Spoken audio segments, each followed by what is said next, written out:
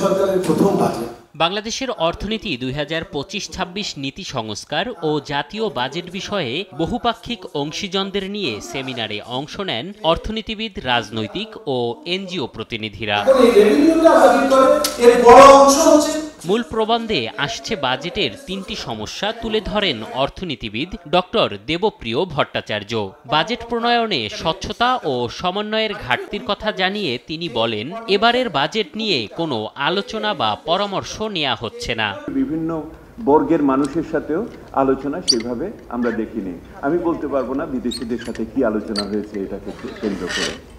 2 নম্বর হলো, আমরা দেখলাম না যেটুকু ওনারা করছেন তার ভিতরে সমন্বয়ের অভাব, এবং ওনারা এক একজন সাইলোর মতো কাজ করেন সরকারের ভিতরে। ওনাদের ভিতরে হারমোনাইজেশন আমাদের আমরা অনেক কম দেখছি। আর তৃতীয়ত, যেটুকু করেন তার স্বচ্ছতা নাই। বাজেটের সামাজিক সুরক্ষা খাতের বরাদ্দের 70%ই ভুক্তভোগীরা পায় না বলে দাবি করেন বেসরকারি সংস্থার প্রতিনিধিরা। বিভিন্ন খাত নিয়ে নতুন করে ভাবনার তাগিদও দেন তারা।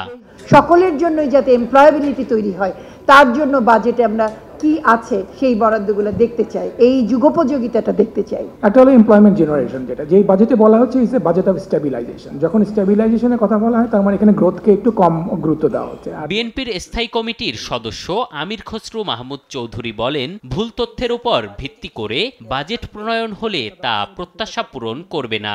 দেশ ক্রমশই অনিশ্চয়তার দিকে যাচ্ছে বলে মনে করেন তিনি। যদি পুরনো সেই ইকোনমিক মডেলের উপরে কন্টিনিউশনে বাজেট কন্টিনিউ করে, তাহলে তো সেটা আমাদের যেই পরিবর্তনের যে আমাদের আকাঙ্ক্ষা জনগণের, সেটা তো হচ্ছে না। এভাবে এখন সরকার আছে, এখানে জনগণ আছে, যে মাঝখানে ব্রিজ যেটা থাকে রিপ্রেজেন্টেশনের মাধ্যমে, সেটা নাই। কিন্তু অন্তর্বর্তী সরকার রাজনৈতিক সরকারের ভূমিকায় থাকলেও মূল দায়িত্ব উপেক্ষা করছে বলেও মন্তব্য করেন বিএনপির এ নেতা।